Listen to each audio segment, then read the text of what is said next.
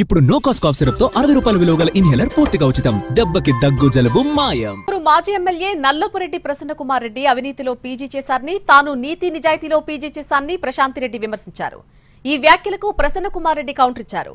ఆమె అన్ని రంగాల్లో పీహెచ్డీ చేశారని ఎద్దేవా చేశారు. అంతేకాదు తన భర్తను బ్లాక్మెయిల్ చేసి పెళ్లి చేసుకున్నారని ఆరోపించారు. నువ్వు ఎక్కడ చేయబెడితే అక్కడ అవినీతి. అతను పీజీ చేసింది అవినీతిలో, నేను నీతి నిజాయితీలో పీజీ చేశాను. అవును, నేను రాజకీయ అజ్ఞాన్నే. ఎందుకంటే నాకు రాజకీయం తెలీదు.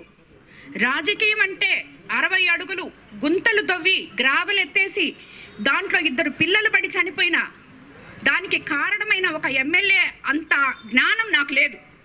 కాబట్టి నేను రాజకీయ అజ్ఞాన్ని.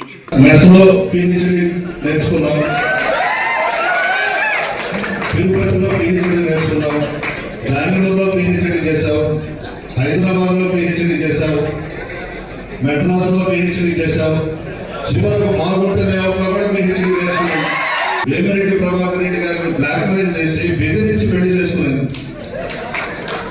అతను ఒక పిచ్చోడు. ఎందుకు ఈయన చేసుకున్నాడో ఎవరికి అర్థం కాదు. అతను అడిగి